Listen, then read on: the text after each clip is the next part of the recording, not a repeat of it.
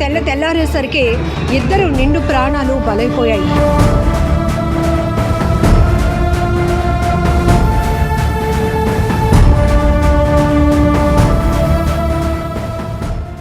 కూతుర్ని hall ticket ని స్వామివారి ముందు పెట్టాలనే ఉద్దేశంతో సింహాచలం తీసుకుని వెళ్తూ ఉండగా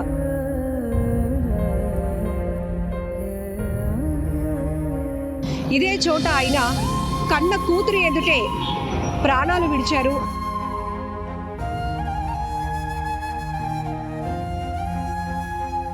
పైనుంచి చూస్తూ ఎంత బాగా. ఆ తర్వాత తల్లి గురించి చెప్పాలంటే ఒక ప్రమాదం నాను కూడా కాలు పోగొట్టుకున్నారు. నేను దాటాల్సిన పరీక్షలు చాలా ఉన్నాయి, ఈ పరీక్ష నాకు చాలా ఇంపార్టెంట్ అని ఒక పట్టుదలగా తీసుకున్న అనుపమ 10వ తరగతి పరీక్షల్లో నా 542 మార్కులు సాధించింది. అందుకే డాడీ చనిపోయినా సరే ఆ నెక్స్ట్ డే నుంచి ఎగ్జామ్స్ అయినా రాసి మంచి మార్క్స్ తెచ్చుకున్నాను. కానీ ఈ మార్క్స్ కూడా సాటిస్ఫై హ్యాపీగానే ఫీల్ అవుతాను. సివిల్స్ తీసుకొని IAS అవుదామని ఎప్పటి నుంచో అనుకుంటున్నాను. 10వ తరగతి పరీక్ష ఫలితాల్లో గాజువాకకు చెందిన కోరడ అనుపమ 542 మార్కులు సాధించింది. సో ఎట్లా ఫీల్ అవుతున్నావు తల్లి? హ్యాపీగానే ఫీల్ అవుతుంది మేడం. ఇంకా సైన్స్లో వచ్చుంటే ఇంకా ఎక్కువ పర్సెంటేజ్ వచ్చాయని అనుకున్నాం. కానీ ఈ మార్క్స్ కూడా సాటిస్ఫై హ్యాపీగానే ఫీల్ అవుతుంది. సో అనుపమ గురించి ఒక మాట చెప్పాలి. తన కూతురు కష్టపడి చదువుతోంది, మంచిగా ఎలాంటి టెన్షన్ లేకుండా బాగా ఎగ్జామ్స్ అటెంప్ట్ చేయాలి. దేవుని ఆశీస్సుల కోసం కూతుర్ని హాల్ టికెట్ ని స్వామివారి ముందు పెట్టాలనే ఉద్దేశంతో సింహాచలం తీసుకుని వెళ్తూ ఉండగా దురదృష్టవశాత్తు జరిగినటువంటి ఘోరమైన రోడ్డు ప్రమాదంలో, మీ అందరికీ గుర్తుంది, గాజువాక BHPV దగ్గర జరిగినటువంటి రోడ్డు ప్రమాదంలో ఆ లారీ బ్రేక్ ఫెయిల్ కావడంతో ఒక్కసారిగా సిగ్నల్ దగ్గర ఆగి ఉన్నటువంటి వాహనాలపైకి దూసుకు వెళ్ళింది. అదే సమయంలో తన కళ్ళెదుటే తండ్రి చనిపోయినటువంటి ఆ దురదృష్టకరమైన ఘటన ఇప్పటికీ ప్రతి ఒక్కరి తీవ్రంగా కలిచివేస్తోంది, కదిలిస్తోంది. అయినా కూడా ఆ కష్టాన్ని, ఆ బాధని దిగమింగుకొని నాన్న కలను నెరవేర్చాలి, నాన్న ఆశయం ఏదైతే ఉందో మంచి మార్కులు సాధించాలనే ఉద్దేశంతో అన్ని కష్టాలు దాటుకొని కూడా అమ్మాయి ఆ నెక్స్ట్ డే కదా నువ్వు ఎగ్జామ్కి అటెంప్ట్ అవ్వడం జరిగింది. ఆ తర్వాత తల్లి గురించి చెప్పాలంటే ఒక ప్రమాదం నాను కూడా కాలు పోగొట్టుకున్నారు. ఇవన్నీ పరిస్థితులు విధి వాళ్ళని ఎంతగా పరీక్షించినప్పటికీ కూడా నేను దాటాల్సిన పరీక్షలు చాలా ఉన్నాయి, ఈ పరీక్ష నాకు చాలా ఇంపార్టెంట్ అని ఒక పట్టుదలగా తీసుకున్న అనుపమ 10వ తరగతి పరీక్షల్లో నా 542 మార్కులు సాధించింది. నిజంగా చెప్పాలంటే ఈ అమ్మాయి చాలా మందికి ఒక ఇన్స్పిరేషనే. ఇట్లాంటి కారణాల వల్ల కొంతమంది ఎగ్జామ్స్కి అటెంప్ట్ చేయలేరు, పూర్తిగా డిసప్పాయింట్ అయిపోతూ ఉంటారు. కానీ తన ముందు ఇంకా చాలా లక్ష్యాలు ఉన్నాయి. నాన్న దూరం అయినప్పటికీ కూడా అమ్మని బాగా చూసుకోవాలన్నా, అమ్మ నాన్న ఇద్దరి డ్రీమ్ ఒకటే, తను బాగా చదవాలని. కాబట్టి తను అదే పట్టుదలతో ముందుకు కొనసాగింది. ఏం చెప్తావు తల్లి? ఆ క్షణం ఆ ఘటన ఎవరు ఇప్పటికీ కూడా మర్చిపోలేదు. ఎందుకంటే ప్రతి ఒక్కరు కూడా అయ్యయ్యో ఆ పాపకి రేపు ఎగ్జామ్స్ ఉన్నాయి, మా పాప ఇది వెళ్ళగలుగుతుందా, ఎగ్జామ్స్ రాయగలుగుతుందా ఏంటి అనే అందరి ఆలోచన. కానీ నువ్వేమనుకున్నావు ఆ సమయంలో? అంటే డాడీ ఎప్పుడు చిన్నప్పటి నుంచి మేము చదువుకోవాలి అంటే ఏ సిచ్యువేషన్ వచ్చినా సరే చదువు ఆపకూడదనేదే డాడీ ఎప్పుడు చెప్పేవారు. కాబట్టి డాడీ చనిపోయినా సరే అంటే ముందు నుంచే ఎక్కువ అనేవారు. అంటే మనకి ఏ కష్టం వచ్చినా సరే, ఏమైనా సరే మనం ఎప్పుడు చదువులో ఒకవేళ ఫెయిల్ అయినా సరే, ఎందులోనైనా తక్కువ మార్క్స్ వచ్చినా సరే ఎప్పుడు ఆగిపోకుండా ఇంకా ముందుకు వెళ్తూ ఉంటే అప్పుడే సక్సెస్ అనేది వస్తుంది అనేవారు. అందుకే డాడీ చనిపోయినా సరే ఆ నెక్స్ట్ డే నుంచి ఎగ్జామ్స్ అయినా రాసి మంచి మార్క్స్ తెచ్చుకున్నాను. డాడీ ఇక్కడ ఇప్పుడు ఉండుంటే చాలా హ్యాపీగా ఫీల్ అయ్యేవారు. కానీ లేకపోయినా సరే పైనుంచి చూస్తూ ఎంత బాగా సూపర్ సూపర్ మంచి మార్క్స్ తెచ్చుకుందని అప్రిషియేట్ చేస్తారు. ఖచ్చితంగా చేస్తారు తల్లి. నిన్ను అందరూ అప్రిషియేట్ చేస్తున్నారు నిజంగా. ఆ రోజైతే ఆ యాక్సిడెంట్ కవరేజ్కి నేను వచ్చాను, చాలా బాధేసింది. ఎందుకంటే ఒకవైపు హాల్ టికెట్ పట్టుకొని కూతుని బండి మీద ఎక్కించుకొని స్వామివారి ఆశీస్సుల కోసం వింటూ ఉంటే చాలా బ్యాడ్ లెక్క ఘటన. ఒక్కసారిగా అందరూ దలా కన్నీళ్ళు వచ్చాయి ఆ ఘటనతో. కానీ నువ్వు మాత్రం నాన్న ఏదైతే చెప్పారో ఆ మాటలే గుర్తు చేసుకున్నావు. ఇంకేం చెప్పాలో నాకు కూడా అర్థం కావటం లేదు నిన్ను చూస్తుంటే. సో అమ్మ ఏం చెప్తూ ఉంటది ఆ సమయంలో? నీకు ఎలాంటి మోటివేషన్ అవసరమైందమ్మా ఎగ్జామ్స్కి వెళ్ళినప్పుడు? ఎగ్జామ్స్కి వెళ్ళినప్పుడు మమ్మీ ఇంకా డాడీ ఎప్పుడు అయిపోయింది ఎలాగో అయిపోయింది కదా, ఇంకా దాన్ని వెనక్కి తీసుకురాలేము, ఇప్పుడు నువ్వు బాగా ఎగ్జామ్స్ రాసి మంచి మార్క్స్ తెచ్చుకుంటే డాడీ కూడా హ్యాపీగా ఫీల్ అవుతారు అని మోటివేట్ చేసి అందరూ బాబాయ్ వాళ్ళు అందరూ పిన్ని మమ్మీ వాళ్ళు అందరూ మోటివేట్ చేశారు. నేనే ధైర్యంగా వెళ్ళిపోలేదు ఎగ్జామ్‌కి. వీళ్ళందరూ కూడా మోటివేట్ చేయడం వల్లే సరే నేనింకా ఈ ఈ ఫీలింగ్‌లో నుంచి బయటకొచ్చి ఎగ్జామ్స్ రాస్తేనే ముందుకెళ్ళగలుగుతాం. ఇక్కడే ఆగిపోకూడదని ఎగ్జామ్స్ రాసి మంచి రిజల్ట్స్ ఎగ్జామ్స్ రేపు ఉన్నాయి. ముందు రోజు అది. అంటే కొన్ని గంటల్లోనే అంతా అక్కడ చాలా ఇబ్బందికర వాతావరణం ఆ రోజు. బీహెచ్‌పీవీ సిగ్నల్ దగ్గర. కానీ అదంతా అమ్మ ఒక మంచి సపోర్ట్ ఇచ్చారు నీకు. ఎందుకంటే నాన్న డ్రీమ్ ఫుల్‌ఫిల్ చేయాలంటే అది నీలోనే ఉంది. ఇప్పుడు అమ్మ ఎంత సపోర్ట్ చేసినా నువ్వు ధైర్యం తెచ్చుకొని, నువ్వు ప్రిపేర్ అయ్యి, నువ్వు ఎగ్జామ్స్‌కి వెళ్ళి చేస్తేనే ఈ 542 మార్క్స్ అనేవి వచ్చాయి. అమ్మ మీకు కూడా ప్రమాదంలో 2017లోనే ఇలాగే లారీ యాక్సిడెంట్‌లోని నా యొక్క కుడికాలుని పోగొట్టుకున్నాను. అయినా కూడా ధైర్యంతోని నా కుటుంబాన్ని మా మా హస్బెండ్ కూడా సపోర్ట్‌గానే ఇప్పటి వరకు నేనొచ్చాను. బీకామ్, బీఈడీ చేశానండి. గానీ మా వారు చనిపోవడం నాకు కాలు పోయినా నేను ధైర్యంతోనే ఉన్నాను గానీ, ఆ బాబుని కోల్పోవడం అనేది చాలా బాధాకరమైన విషయంగా ఉంది. సో, పాపకు కూడా ఇంకా తండ్రి ఎలాగో చనిపోయాడు అనే ఒక కలను నువ్వు సక్సెస్‌ఫుల్ చెయ్యాలమ్మా అన్న ధైర్యం చెప్పి పాపకి ఎగ్జామ్స్ రాయించామండి. అయినప్పటికి తెలుగు 100, సోషల్ 100 మిగతా అన్నీ కూడా 90, 92, 93లొచ్చాయి. సైన్స్ మాత్రం 67 మార్క్సే వచ్చాయి. పాప సాటిస్ఫై అవ్వలేదు. గానీ మేమందరం సాటిస్ఫై అయ్యాము. ఎందుకంటే ఆ సిట్యుయేషన్ చూసి తను ఎగ్జామ్ రాయడం అనేది చాలా గ్రేట్. గానీ అవి కూడా నాకు ఎక్కువే మార్క్స్ వస్తాయమ్మా అని చెప్పింది. గానీ మరి వాల్యుయేషన్ అనేది ఎలా జరిగిందో అనేది తెలీదు.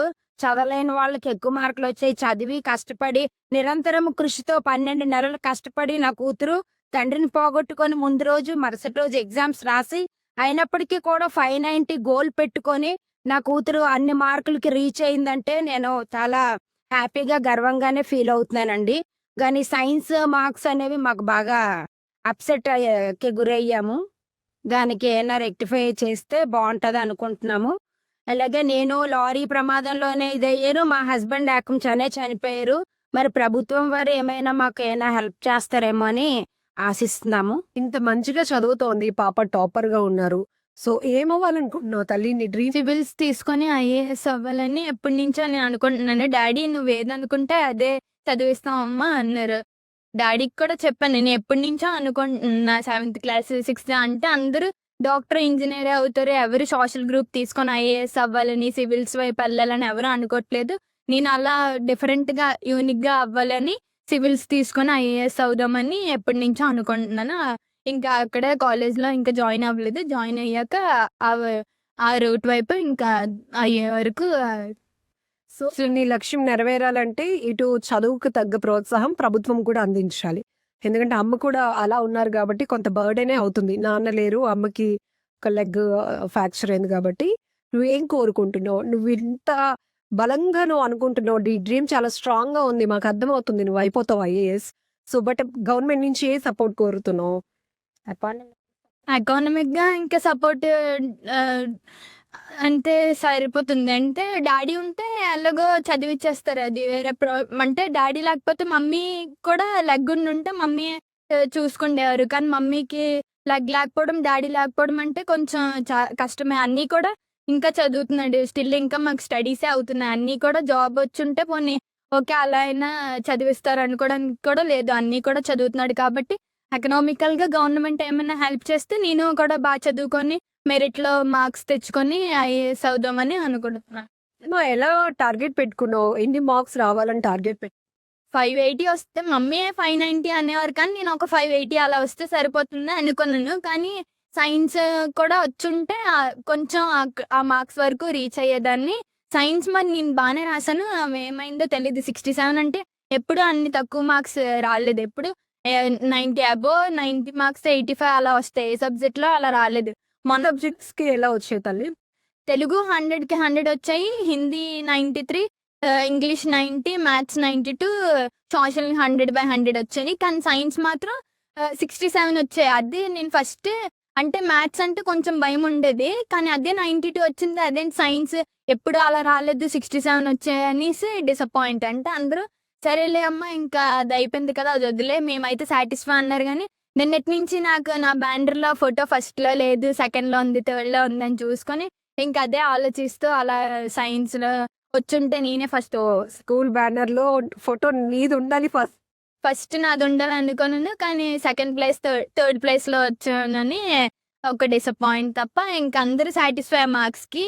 నేను కూడా కొంచెం సైన్స్‌లో వచ్చుంటే 90% వచ్చింది కరెక్ట్‌గా. 90% అబోవ్ వచ్చుంటే బాగుంది కదా! నేను అంతే. మ్యామ్, మీ లైఫ్ లో ప్రతిదీ ఒక ఛాలెంజ్ గా వెళ్తోంది. ఒకటి మీకు జరిగిన ప్రమాదం. సరే, దాని నుంచి కుదుట పడుతున్నాం, ముందుకు వెళ్తున్నాం అనగానే అనుకోకుండా దురదృష్టకర ఘటన. అక్కడ పూర్తిగా మీరు భర్తనే కోల్పోయారు. 2 పిల్లలు, తండ్రిని కోల్పోయారు. కానీ మీరు మాత్రం వాళ్ళకి ఇంత సపోర్ట్ ఇస్తూ వెళ్ళాలి అనుకుంటున్నారు. ఈ ధైర్యం మీ ఒక్కరికే కాదు, అందరికీ కూడా అవసరం అవుతుంది. ఏం చెప్పారమ్మా? ఇది దురదృష్టం అనుకోవాలండి. ఒకే కుటుంబంలోని ఒక వ్యక్తికి ఇలాగా లారీ యాక్సిడెంట్‌లోని లెగ్ లాస్ అయిపోవడము, ఇంకా అలా అదే కోలుకోలేని స్టేజ్‌లో ఉండేసరికి భర్త అనేది చనిపోవడం అనేది, ఇంటికి హెడ్ అనేవాళ్ళు లేకపోతే లైఫ్ అనేది లీడ్ చేయడము చాలా కష్టము. దట్టు పిల్లలు కూడా ఇంకా ఎడ్యుకేషన్ అనేది కంటిన్యూ చేస్తున్నారు. వాళ్ళకి ఎకానమికల్‌గా సపోర్ట్ ఉండాలి. ఏదైనా అవసరం ఉండాలంటే ఇంటి హెడ్ అనేది మెయిన్ ఇంపార్టెంట్ అండి. ఎంత ధైర్యము చేసుకొని ముందుకు వెళ్ళాలన్నా ఆ యొక్క లోటు అనేది లైఫ్ లాంగ్ ఉంటుందండి. మరి ఇది ఏ విధంగా అయినా సపోర్ట్ చేస్తే, కొంచెము గవర్నమెంట్ వాళ్ళైనా ఏ విధంగానా సపోర్ట్ చేస్తే పిల్లలకి మాత్రం మంచి ఎడ్యుకేషన్ అనేది ఇవ్వాలనుకుంటున్నానండి. అంటే మీ ప్రస్తుతానికి మీ అవసరాలు, పిల్లల చదువులు వీటికి మీరేమైనా జాబ్ చేస్తున్నారా? నేను చేస్తున్నాను మేడం. గానీ ఇంకా ఎక్కువ ఎర్న్ చేయట్లే. ఓ 12,000 అలా వస్తది అంతే ఇంకా. స్కూల్‌లో నేను బీకామ్, బీఈడీ చేశానండి. టెట్ కూడా క్వాలిఫై అయ్యాను. గానీ జాబ్ అనేది రాలేదు కాబట్టి ఇంకా ప్రైవేట్ స్కూల్స్‌లో అంటే మీకు తెలిసిందే కదా! ఎక్కువ అమౌంట్ అనేది మనం ఎర్న్ చేయలేము. ఆ అమౌంట్ అనేది ఇప్పుడు బీటెక్ చదివించడానికి, ఈ అమ్మాయి చదువులకనేది ఆ అమౌంట్ అంటే మనకు సరిపోదు. సో, ఏదైనా హెల్ప్ చేస్తే పిల్లలకి కొంచెం ఎడ్యుకేషన్ అనేది అందిద్దామని అనుకుంటున్నానండి. సో, యూనిక్‌గా ఉండాలి అనుకున్నావు, రైటే. ఐఏఎస్ అయ్యి ఏం చేద్దాం అనుకుంటున్నావు? ఇట్లా పబ్లిక్‌కి సర్వీస్. అలా అంటే ఫస్ట్ అంటే ఎక్కడైనా కనెక్ట్ అయ్యావా? ఎందుకు?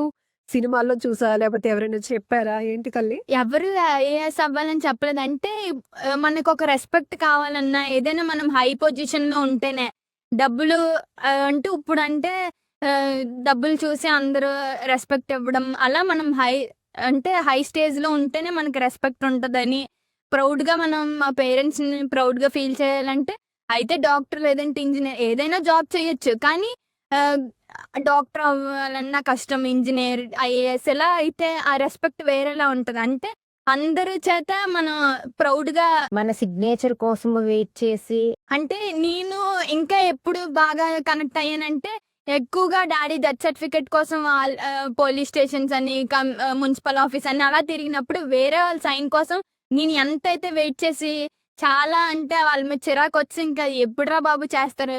ఒక 1 మంత్ అయిపోయింది. ఇంకా డెత్ సర్టిఫికేట్ ఇంకా రావట్లేదేంటి? అదే ఆ యొక్క సిగ్నేచర్ కోసము అవతల వాళ్ళు వెయిట్ చేసే స్టేజ్‌కి వెదగాలమ్మా అనేసి వీఆర్ఓ సిగ్నేచర్ ఏంటి, ఎంఆర్ఓ సిగ్నేచర్ ఏంటి, సీఏ సిగ్నేచర్ ఏంటి, అలాగే కాకుండా మనమే ఒక పొజిషన్‌లో ఉండి మన సిగ్నేచర్ కోసమే వాళ్ళు వెయిట్ చేసే ఒక స్టేజ్‌కి నేను వెళ్ళిపోవాలని అనుకున్నాను మమ్మీ అని చాలా తను దృఢంగా సంకల్పం అనేది ఇప్పుడు డెత్ సర్టిఫికేట్ ఇలాంటి సిట్యుయేషన్స్‌కి మేము చాలా ప్రాబ్లమ్స్ అనేవి ఫేస్ చేసాము. స్టిల్ మనిషిని చూస్తున్నప్పటికీ కూడా అన్ని ఆఫీసెస్ అని, స్టేషన్స్ అని, ఈ యొక్క ఎంఆర్ఓస్, వీఆర్ఓస్ అని ఇలా చాలా మంది అలా మమ్మల్ని తిప్పడం అనేది జరిగింది. సో, అందుకే అదే మంచి పొజిషన్‌లో మనమే ఉంటే మన దగ్గరికే ఒకళ్ళొచ్చినప్పుడు వాళ్ళకి ఒక సోషల్ సర్వీస్ చేసినట్టు ఉంటది. మనము వేగంగా చెయ్యాలి అన్న ఇంటెన్షన్ అనేది పెట్టుకొని దృఢంగా మా అమ్మాయి సంకల్పం అనేది పెట్టుకుందండి. తల్లి. ఇంకా అంటే ఫస్ట్ నార్మల్‌గా అనుకునేదాన్ని ఐఏఎస్ అవ్వాలని. కానీ ఇవన్నీ చూస్తున్నప్పుడు ఇంకా అనిపించింది. అంటే నేనే ఐఏఎస్ ఏదో నార్మల్‌గా అవ్వాలనుకున్నాను. కానీ ఇంకా స్ట్రాంగ్ అయిపోయింది. ఇప్పుడు నా ఎయిమ్ నేను ఖచ్చితంగా అవ్వాలి అనే థాట్ వచ్చిందా నీకు? అసహనమా? ఏంటి డాడీ డెత్ సర్టిఫికేట్ కోసం తిరగాలంటే పోనీ అమ్మ బావుంటే అమ్మే చూసుకుండేవాళ్ళు. మా బాబాయ్ వాళ్ళు అందరూ వచ్చారు. కానీ ఎవరైనా సరే సైన్ కోసం వెయిట్ చేయాలి. అంటే ఎక్కడైనా వచ్చేస్తది. ఇదేంటి మీకు ఇంకా రాలేదా అని అందరూ క్వెషన్‌లేయడం, పదే పదే తిరగడం ఎండలో అలాగా అందరూ సైన్ కోసం వెయిట్ చేయడం. వాళ్ళేమో ఒకసారి ఫార్మ్ మారిపోయిందనేసి అలా ఎక్స్‌ప్లనేషన్ చేయడం. వాళ్ళేమో ఎన్ని సార్లు సైన్ పెట్టాలమ్మా అన్నట్టు వాళ్ళు అలా వెయిట్ చేయడం అనేది అసలు అంటే నేను ఎప్పుడు అలా తిరగలేదు కదా! ఒకేసారి తిరిగేటప్పటికి ఇంక అనిపించింది. అంటే నేనే ఐఏఎస్ అయితే నా సైన్ కోసమే వెయిట్ చేస్తారు కదా! అప్పుడు అలా నేను అంతసేపు వెయిట్ చేయించకుండా వాళ్ళకి హెల్ప్ చేసినట్టు ఫాస్ట్‌గా వాళ్ళకి ఏమన్నా సోషల్ వర్క్ ఇలా అయినట్టు వాళ్ళకి హెల్ప్ అయినట్టు చేయాలని ఇంకా అప్పుడు నాది స్ట్రాంగ్ అయిపోయింది. అంటే అలా అయినా అవ్వాలని. ఓహ్! నైస్. నైస్. సో, ఇప్పుడు ఈ సక్సెస్‌ని ఎవరికి డెడికేట్ చేస్తున్నావు? ఫస్ట్ అయితే మమ్మీకి, డ్యాడీకే డెడికేట్ చేస్తాను. డ్యాడీ ఉండుంటే ఇంకా హ్యాపీగా ఫీల్ అవుదునని అందరి ఇంటెన్షన్. బాబాయ్ ఎలైనా మార్క్స్ చూసుకోగానే డ్యాడీ తెలుసుకోగానే ఫస్ట్ డ్యాడీకి ముందే నేను మార్క్స్ చెక్ చేసుకోక ముందే డ్యాడీకి దండం పెట్టుకున్నాను. తర్వాత మమ్మీకి దండం పెట్టుకొని మమ్మీ అయితే ఇంకా 11 అయిపోయింది కదా! రిజల్ట్స్ వస్తాయని ఫస్ట్ టోటల్ చూసుకోగానే ఫస్ట్ అప్‌సెట్ అయిపోయాను. అంటే నేను అనుకున్న మార్క్స్ రాలేదు. 580 వస్తాయనుకుంటే 542 వచ్చాయనేసి ఫస్ట్ అప్‌సెట్ అయిపోయాను. తర్వాత మ్యాథ్స్‌లో ఎందులో తక్కువొచ్చాయని చూస్తే సైన్స్‌లో తక్కువొచ్చింది. సైన్స్ నేను ఫిజిక్స్ కొంచెం కష్టంగా వచ్చింది కానీ బయాలజీ అయితే నేను బానే రాసాను. మాక్సిమం ఎంత కొన్ని మిస్టేక్స్ ఉన్నా 80 అయినా 80 అబోవ్ అయినా వస్తాయి. అలాంటి 67 ఎప్పుడు రాలేదు. యావరేజ్‌గా చదివే వాళ్ళకి నేను ఇంకా 67 వస్తే ఇంకా చదవాలని నేను మా ఫ్రెండ్స్ చెప్పేదాన్ని. 67 అవి సరిపోవు ఇంకా చదవాలని నేను చెప్పే వాళ్ళకి అందరూ నన్ను అలా చూసారు. 67 వచ్చాయి తిను ఎప్పుడు మాకు చెప్తది కదా! అన్నట్టు వాళ్ళు నన్ను చూసారు. ఎప్పుడైనా మనం చేసాక పక్క వాళ్ళకి చెప్పాలంటారు కదా! నేనెప్పుడు మార్క్స్ తెచ్చుకుంటూ మా ఫ్రెండ్స్‌కి 67 ఇంకా తెచ్చుకోవాలని తెలుగు, సోషల్ అన్నీ 100 వచ్చాయి. 90 అబోవ్ వచ్చాయి. అది 67 అంటే నా మార్క్స్ అయినా అన్నట్టు మళ్ళీ చెక్ చేసుకొని అలా చే చే అంటే అక్కడ అప్‌సెట్ అయిపోయాను నేను సైన్స్. తర్వాత మమ్మీ అన్నారు, "ఇంకా సరేలే అమ్మ వచ్చాయి కదా 90% మేమైతే అందరం సాటిస్ఫై" అన్నారు. కానీ నేను నిన్నటి నుంచి ఆ మార్క్సే అలాగా థాట్‌గా సైన్స్ ఇంకా ఎక్కువ వచ్చుంటే బావుండని ఆలోచిస్తున్నాను. అయితే సాటిస్ఫై అన్నారు. సో, ఫైనల్లీ సుమన్ టీవీ ద్వారా ఏం చెప్పాలనుకున్నావు? నీలాంటి ఏజ్ గ్రూప్‌లో ఉన్న వాళ్ళకి గాని, ఇన్ని కష్టాలున్నా, ఇంత బాధున్నా దిగమింగుకొని, లక్ష్యం ఇది కాదు వేరే. ఇక్కడితో ఉండిపోతే గనక ఏ సక్సెస్‌ని మనం అందుకోలేం. కానీ దాన్ని అలా ఆపి, అక్కడి నుంచి అడుగుమిస్తేనే మనం ఏ సక్సెస్ అయినా మన టార్గెట్ రీచ్ అవుతాము అన్నది నువ్వు బెస్ట్ ఎగ్జాంపుల్ తల్లి ప్రతి ఒక్కరికి. ఏం చెప్తావు ఫైనల్లీ? నేనైతే నాలాగా అన్ ఉండాలని అందరూ అంటే నాకు నార్మల్‌గా చదివిన వాళ్ళకి కూడా మామూలుగానే ఇప్పుడు డ్యాడీ చనిపోకపోయినా నార్మల్‌గా తక్కువ మార్క్స్ వచ్చిన వాళ్ళు కూడా ఎక్కువగా ఫీల్ అవుతూ ఉంటారు. మా ఫ్రెండ్సే కొంచెం మంది నిన్నంతా ఫీల్ అయ్యారు. తక్కువ మార్క్స్ వచ్చాయి నేను అనుకున్న మార్క్స్ రాలేదని. ఎవరైనా సరే ఇంకా అక్కడితో ఆగిపోకుండా నేను వాళ్ళకి నిన్న బాధపడ్డాను కానీ తర్వాత వాళ్ళు నాకు మీట్ అయినప్పుడైనా నేను ఎప్పుడైనా సరే వాళ్ళకి నార్మల్‌గా అయినా నేనే చెప్తూ ఉంటాను. వాళ్ళకి ఏమైనా ఎక్స్‌ప్లెయిన్ చేయడమైనా చేసినప్పుడైనా సరేలే ఇప్పుడు అయిపోయింది కదా! నెక్స్ట్ టైమ్ అని ఎవరికైనా నేను ఒకటే ఇంకా ఇక్కడితో ఆగిపోకుండా ఆ మార్క్స్ అంటే ప్రయత్నిస్తే ఎప్పటికైనా ఎన్ని సార్లు ఫెయిల్ అయిపోయినా సరే ఎప్పుడోకప్పుడు అన్ని సార్లు అంటే ఆగిపోకుండా అక్కడితో ప్రయత్నిస్తే ఎప్పటికైనా సక్సెస్ అనేది వస్తదనేసి నేను ఎవరికైనా చెప్తాను. మా డ్యాడీ కూడా నాకు అదే చెప్పేవారు. నేనైనా ఎవరికైనా అదే చెప్తాను. స్కూల్ టీచర్స్ వీళ్ళందరి ఎంకరేజ్‌మెంట్ ఎట్లా అనిపిచ్చింది? వాళ్ళైతే ఇంకా సార్ అయినా, మేడం అయినా ఇంకా టీచర్స్ అందరూ రవీంద్ర స్కూల్ చిన్న సార్. సార్ అయినా, మేడం అయినా ఎప్పుడు వాళ్ళు ప్రిన్సిపల్ లాగా ఎప్పుడు బిహేవ్ చేయలేదు.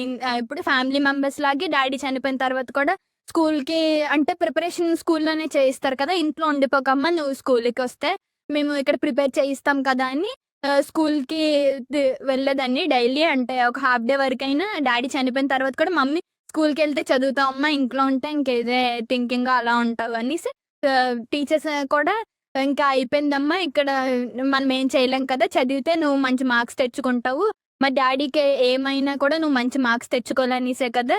మరి నువ్వెలా బాధపడుతూ ఉంటే డ్యాడీ కూడా బాధపడతారు. మమ్మీ బాధపడతది కాబట్టి నువ్వు ఇంకా అది మైండ్‌లో నుంచి పోదు. కానీ మనం ఇంకా స్ట్రాంగ్‌గా అది దా ఆ ఫీలింగ్‌ని ఇంకా హైడ్ చేసి అప్పుడు చదవాలి. ఇంకా చదివితేనే మంచి మార్క్స్ వస్తాయి. నువ్వు ముందుకెళ్ళి నువ్వు సక్సెస్ అయితేనే కదా!